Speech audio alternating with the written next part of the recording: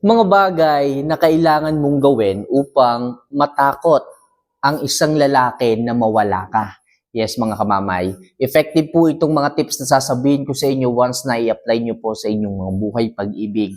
Napakarami nang natulungan nito ng mga babae, ng mga magkarelasyon at talagang natakot ang isang lalaki na mawala yung isang babae sa kanyang buhay. Mas nagmahalan sila, mas minahal sila ng lalaki at sigurado ako na maaari din po itong mangyari sa inyo once na may apply po ninyo ang mga bagay na sasabihin ko sa inyo sa video ito. So mga kamamay, bago natin ito simulan, if ever nagugustuhan nyo yung mga love advice, mga bagay na sinasabi ko at isineshare ko sa inyo, huwag nyo sanang kalimutan na mag-subscribe, mag-like, okay, mag-comment dito kung may karagdagan, kung may katanungan kayo. Ako po ang bahala sa inyo. Sa mga gusto shoutout ko po kayo next video. Ilagay nyo lang po, i-add nyo lang po sa comment section ang pangalan ninyo kung taga saan kayo. Kung nagawa nyo na po yan mga kamamay, huwag na natin nasayangin pa ang panahon sapagkat napakahalaga nito. So, umpisahan na po natin. Ano nga ba yung mga bagay na po pwede mong gawin upang sa ganon matakot ang isang lalaki na mawala ka sa buhay niya? So, number 1. Huwag mo masyadong ipakita na mahalaga siya sa buhay mo. Yes, mga kamamay, huwag mo masyadong i-value yung isang lalaki sa buhay mo. Yung tipong lagi mong sinasabi, babe, sobrang mahal kita. Hindi ko kaya ang buhay ko kung wala ka. Hindi ko kakayanin ang lahat ng bagay kung wala ka at hindi ka kasama. Siguro, kahit saktan mo ako, hindi kita iiwan. Siguro kahit saktan mo ako, lokohin mo ako, hindi pa rin kita kayang iwanan sapagkat gano'n kita kamahal.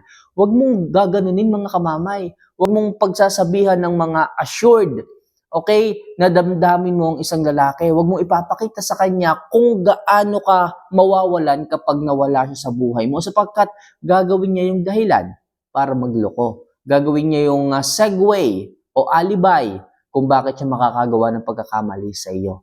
Kaya please mga kamamay, kung gusto mo na matakot ang isang lalaki na mawala ka sa buhay niya, huwag mong ipakita na sobrang halaga niya sa iyo. Para sa ganun, matakot siya na kapag nagkamali siya o gumawa siya ng kasalanan, nagloko siya, nagtaksil siya sa iyo, pwede mo siyang iwanan. Kasi kapag nagkakaroon ng isang lalaki ng positive thinking na kahit anong gawin niyang mali is hindi mo kayang iwan, doon nagkakaroon talaga ng pagkakataon na magloko ang isang lalaki.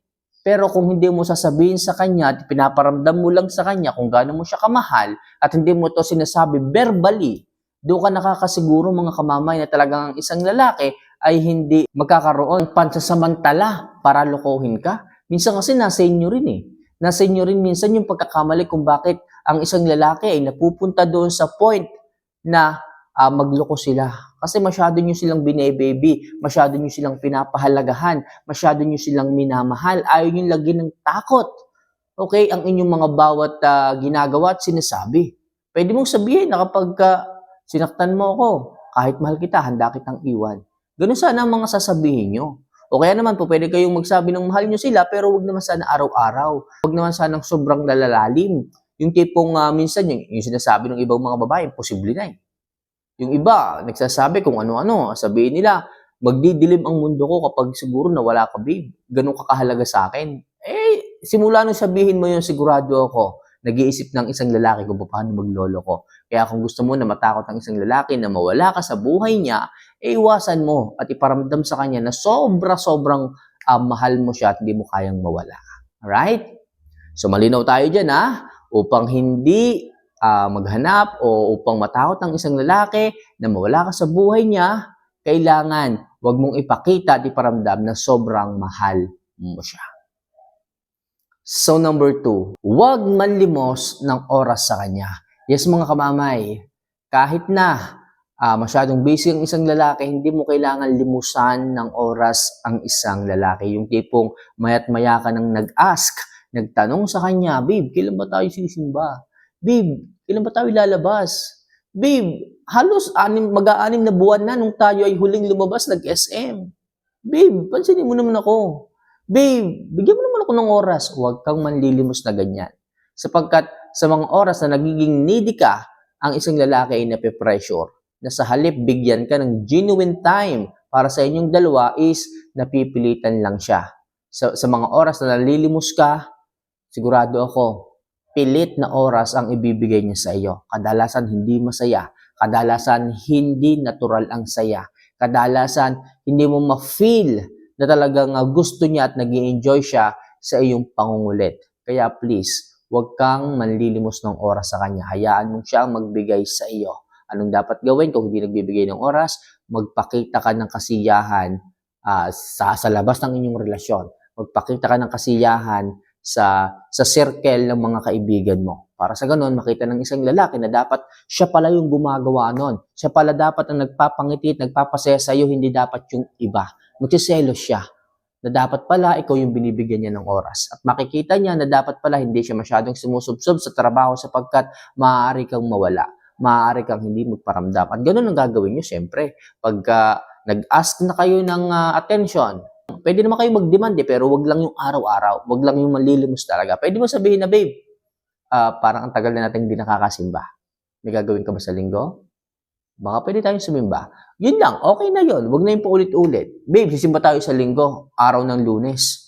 Tapos araw ng Martes, ulitin mo ulit. Babe, sa linggo ha, wag mo kakalimutan. Tapos Miyerkules, babe, malapit na yung linggo, hindi ko na mahintay. Wag ganun. Hayaan mong mag-isip ang isang lalaki at bigyan ng halaga yung mga salita mo. Kasi the more na nagpipilit ka, the more na araw-araw mong pinapaalala sa kanya, the more na gumagawa at nag-iisip siya ng dahilan para hindi yun matuloy.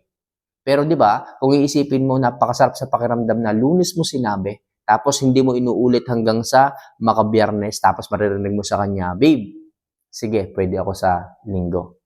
Di ba? Sarap nun kapag hindi mo naman inuulit, hindi mo siya kinukulit, tapos biglang sasabihin niya na, babe, sagot ko na ang sasakyan natin. O kaya, babe, sagot ko na ang pagkain natin sa simba natin sa linggo.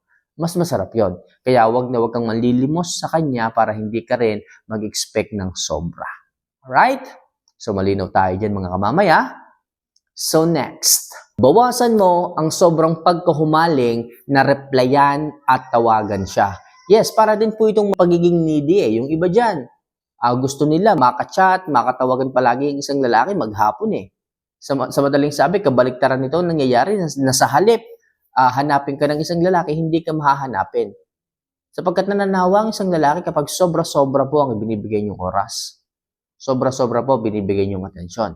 Kung gusto mo na matakot ang isang lalaki na mawala ka sa kanya, iwasan mo na replyan ng mabilis ang isang lalaki. Para sa ganon, kung hindi mo siya re-replyan, dinidelay mo, nag-iisip ang isang lalaki na, ano kang ginagawa ng babae na yun? Bakit ang tagal-tagal mag-reply? Ano kang ginagawa ng babae na yun? Bakit hindi sinasagot ang tawag ko? Nag-iisip siya.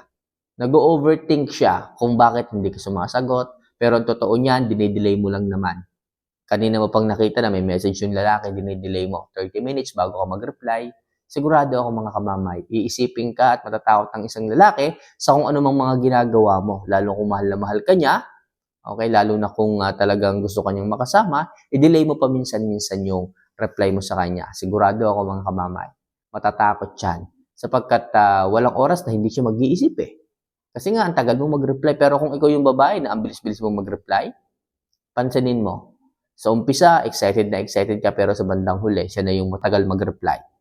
Bakit? Kasi nga nananawa siya sa iyo. Kasi nga masyado kang madada, o masyado kang makwento, o masyado kang entertaining pagdating sa messages. Pero ang totoo, dapat dinay-delay mo paminsan-minsan yung reply. Para sa ganon, ang isang lalaki ang mag-isip, ang isang lalaki ang magtaka, ang isang lalaki ang mainis sa paghahanap ng mga messages mo. Right? I-delay mo paminsan-minsan. O kaya naman kapag nasa kagitnaan kayo ng kagandahan ng usapan, bigla kang mawala. Pansinin mo, pagbalik mo, yung reply niya, 5 na sunod-sunod. Iba-iba ang topic, iba-iba ang tanong.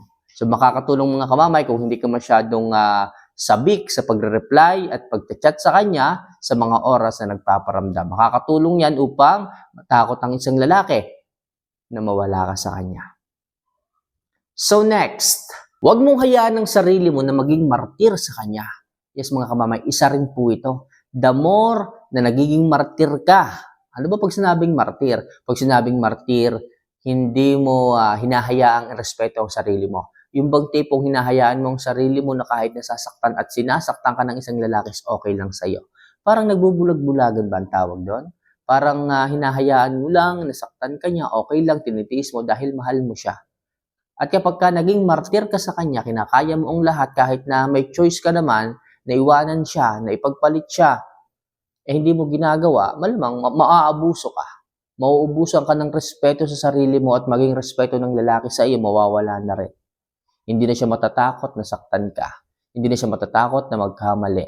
Hindi na siya matatakot na mambabae dahil nga martir ka eh. Kahit anong gawin niyang pagkakamali sa buhay mo, sa relasyon ninyo, sa iyo, hindi na siya natatakot. Sapagkat martir ka na kahit anong bagay ang gawin ng isang lalaki is willing kang tanggapin. Willing kang mahalin pa rin siya, which is hindi po yun tama. Dahil lamang sa larangan ng pagmamahal, hindi po tama. Ikaw lang yung nagmamahal pero ang isang lalaki, sinasaktan ka na, masyado ka nang nagsasakripisyo. Mga kamamay, ako nagsasabi sa inyo, kailanman ang pagiging martir ay hindi makakatulong pagdating sa larangan ng pag-ibig. Dito sa mundo ng pag-ibig, kung sino yung walang pake, siya yung mas pinapahalagahan. At kung sino yung mas nagmamahal ng lubos, siya yung iniiwanan. Masakit na katotohanan, pero yan ang dapat mong malaman. So mga kamamay, yan lang muna sa ngayon ang mga bagay na kailangan yung gawin upang sa ganon, matakot ang isang lalaki na iwanan kayo o mawala kayo sa buhay nila. So for more video and love advice na kagaya nito mga kamamay, huwag mo sana kalimutan na mag-subscribe, mag-like at mag-comment dito sa ating mga video na ginagawa. Mahal ko po kayo mga kamamay, lagi yung tatandaan. Kung wala ng taong nagmamahal sa inyo, iniwanan na kayo ng mga mahal niyo sa buhay. Nandito ako para makinig, nandito ako upang mag-advise. So once again, sa mga gustong magpa-love advice, pwede niyo po akong message at tawagan. So see you for our next vlog. Mahal ko po kayo. Paalam.